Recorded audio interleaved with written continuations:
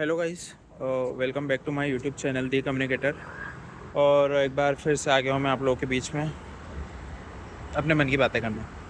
तो आज का टॉपिक मेरे हर दिन का टॉपिक ऐसे ही रहते हैं। जो जो मुझे ऊपर से नीचे आने में मुझे समझ में आता है कि आज ये बातें करनी चाहिए, आज वो बातें करनी चाहिए, तो मैं वैसे सोच के और मन ही मन क्रिएट कर लेता हूँ चीज़ें। तो आज जब मैं ऊपर से नीचे आ रहा था तो मुझे एक चीज़ याद आई और जिसके बारे में मुझे आप लोगों से बात करनी थी। दैट इज़ कि नो कई बार ऐसा होता है कि हमारे कोई फ्रेंड है, हम लोग की कोई गर्लफ्रेंड है या बॉयफ्रेंड है, या हम लोग का कोई बहुत अच्छा दोस्त है, या हम लोग का कोई क्लासमेट है, बहुत जिस पे मन है हमारा, या फिर कि बहुत ऐसा होता है ना, चटी बटी टाइप, दी वन जिससे हमको बहुत फ़र्क पड़ता है। उन्होंने कुछ कर दिया, कुछ गुस्सा कर दिया, कि कुछ काइंड ऑफ चीट कर दिया,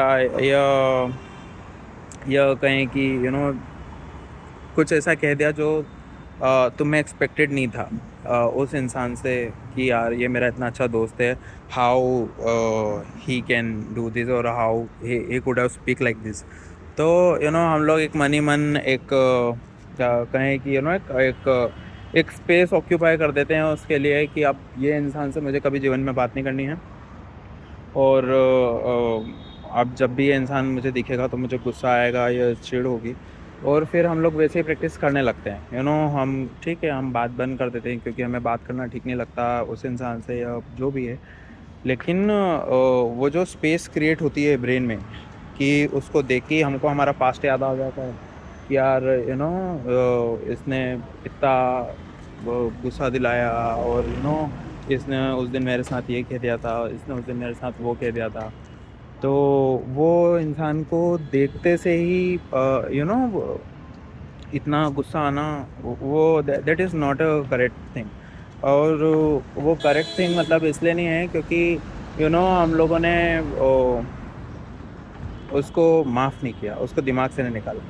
अब दिमाग से नहीं निकाला तो प्रॉब्लम क्या है? अब जब भी हम उस इंसान के बारे में सोचेंगे ना, हमें प्रॉब्लम होगी। अब जब भी वो इंसान हमसे क्रॉस होगा या आस-पास से गुज़रेगा तो हमें प्रॉब्लम होगी, हमें चिढ़ छूटेगी। जब भी उस इंसान के बारे में हम लोगों से बात की जाएगी या हमसे बात की जाएगी, जब भी हम लोग ग्रुप में होंगे और हम उस इंसान का नाम सुनेंगे तो हम चिढ़ जाएँगे। तो इसमें उस इंसान का जिसने ये जो भी किया है, कुछ उल्टा बोल दिया या गाली बक दी, या कुछ भी मिसक्रिएट किया है, उसका नुकसान नहीं हो रहा है, इसमें आपकी सेल्फ पीस ख़राब हो रही है। तो क्योंकि सेल्फ पीस ख़राब हो रही है तो मतलब कि मेरा बस इतना कहना है कि आप माफ़ कर दो उस इंसान को। जिसने जो भी कहा है माफ़ कर दो, जिसने जो भी गुस्सा कर दिया आप पे, कुछ गाली बक दी, कुछ उल्टा-सीधा शब्द बोल दिए, कुछ ऐसा बोल दिया जो आपने एक्सपेक्ट नहीं किया था, माफ़ कर दो उस इंसान को। क्योंकि जब तक माफ़ नहीं करोगे ना, वो इंसान जाने-अनजाने आपको चोट पहुँचाता ही रहेगा, और असली उस चोट का कारण वो इंसान नहीं होगा, आप खुद होगे। क्यों? क्योंकि आपने वो दिमाग में, अपने सबकॉन्शियस में वो स्पेस ऑक्यूपाई कर रखी है कि इस इंसान से मुझे अच्छा महसूस नहीं होता है, इस इंसान के बारे में बात करके मुझे अच्छा महसूस नहीं होता, ये इंसान ने मेरा ये नुकसान वो नुकसान कर दिया।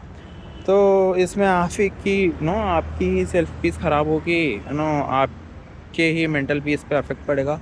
तो माफ़ कर दो, उसको रिलीज़ कर दो ब्रेन से, उसको रिहा कर दो ब्रेन से।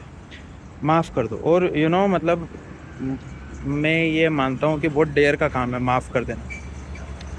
पलट के लड़ना नहीं, माफ़ कर देना बहुत डेयर का काम है। But then once you start practicing forgiving the people you harmed by, तुम्हें अच्छा लगने लगेगा, अच्छा महसूस होने लगेगा। उस इंसान से फ़र्क पड़ना बंद हो जाएगा। तो माफ़ कर दो। कितना ही बड़ा गुनाह कर दिया हो, गला काट दिया हो, हाथ पैर काट दिया हो, गाली बक दिए हो, धोखा दे दिया हो, कुछ भी कर दिया हो जो आपको एक्सपेक्ट नहीं था उस इंसान से, बस माफ़ कर दो। माफ़ कर दो और आगे बढ़ो।